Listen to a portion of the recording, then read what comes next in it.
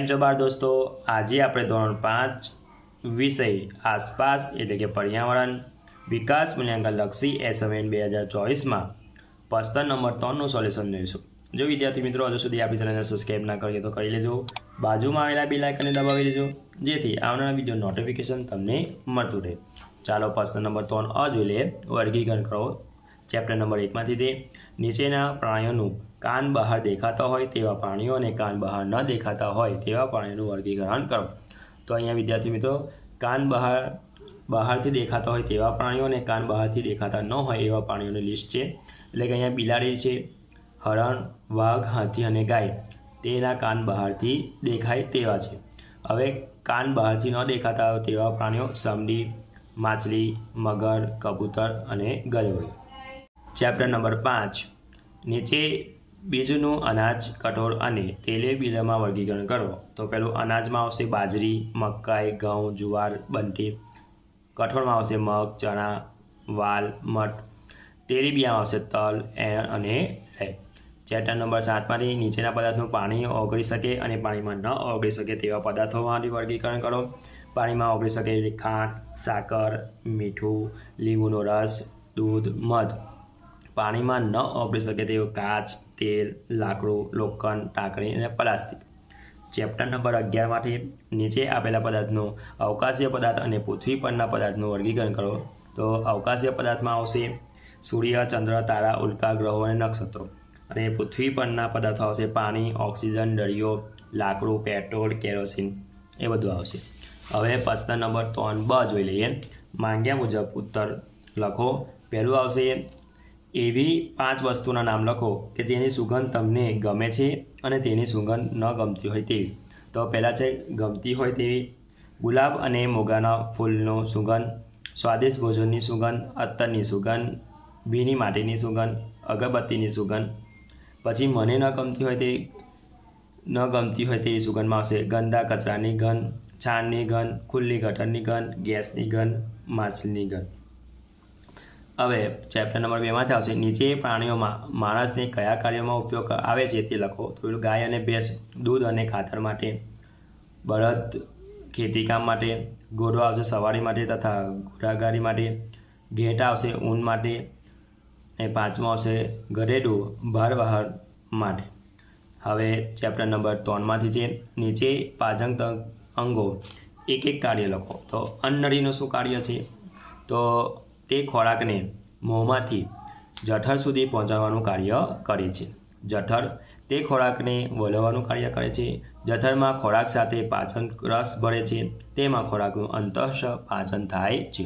ત્રીજું નાનું આંતરડું તે મોટાભાગના ખોરાકનું પાચન કરે છે।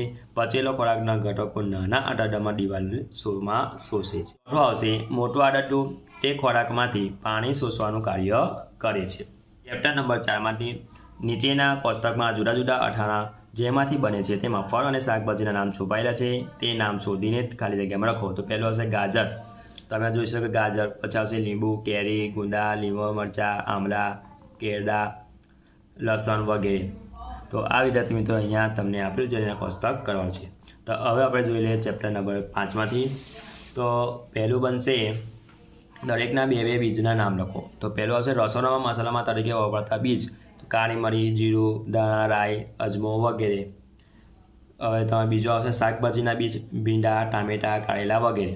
ત્રીજું આવશે ફળોના બીજ, સફરજન, સંતરા, પપૈયા, કેરી વગેરે।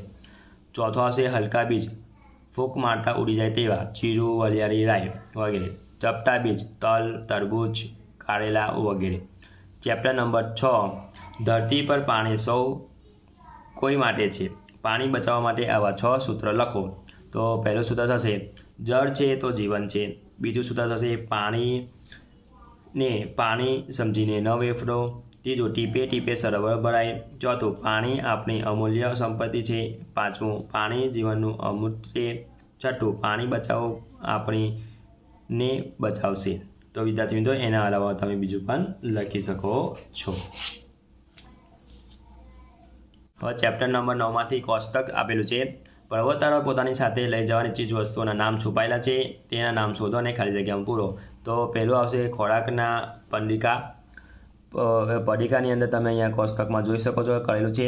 બીજું છે પ્લાસ્ટિકની શીટ, ગોળ, રૂમાલ, કડી, ગ્લુકોઝ, સિસોટી, દોરડું, એ 8 નામ એના સિવાય પણ છુપાયેલા છે. બીજું 9મું છે ડાયરી, 10મું છે ચણા, પાણીની બોટલ, તંબુ અને સાબુ. ચેપ્ટર નંબર 10માંથી ટૂંક નોંધ લખો. પહેલું છે અડીકડીની વાવ. અડીકડીની વાવ ઉપરકોટ કિલ્લામાં આવેલી છે. આ વાવ 15મી સદીમાં બનાવવામાં આવી છે. આ વાવ એક જ પથ્થરમાંથી બનાવવામાં આવેલી છે. આ વાવ પૂર્વ પશ્ચિમ 310 ફૂટ લાંબી અને ઉત્તર દક્ષિણ 10.5 ફૂટની છે. તેનો કાંઠો ઘણો જ ઊંડો અને વિશાળ છે. આ વાવના કુલ 166 પગથિયા છે. તે સમયે કિલ્લામાં રહેતા લોકો આ વાવમાંથી પોતાની જરૂરિયાત મુજબ પાણી મેળવતા હતા. બીજો આવશે નવદર કૂવો. નવદર કૂવો ઉપરકોટ કિલ્લામાં આવેલો છે. આ કૂવો ચુડાસમાના વંશના નવદરા રાજાઓના સમયમાં બનાવેલો છે. મધ્યમાં કૂવો છે અને આ કૂવાની ફરતે સીડી છે. આ સીડી પર સૂર્યપ્રકાશ અને હવાની આવી શકે તે માટે અમુક અંતરે મોટા પ્રમાણમાં જાળી વિનાની ખુલ્લી બારીઓ મૂકેલી છે. આ કૂવો 171 ફૂટ ઊંડો અને પાણી સુધી પહોંચવા માટે કૂવાની ફરતે સીડીમાં કુલ 204 પગથિયા કોતરવામાં આવેલા છે. જો વિદ્યાર્થી મિત્રો આ મારો વિડીયો ગમ્યો તો લાઈક કરજો, તમારા ફ્રેન્ડ સાથે અચૂકથી શેર કરજો. હજુ સુધી આપણી ચેનલને સબસ્ક્રાઈબ ના કરી હોય તો કરી લેજો. બાજુમાં આવેલા બેલ આઇકનને દબાવી દેજો જેથી આવનારા વિડીયો નોટિફિકેશન તમને મળતું રહે. Thank you.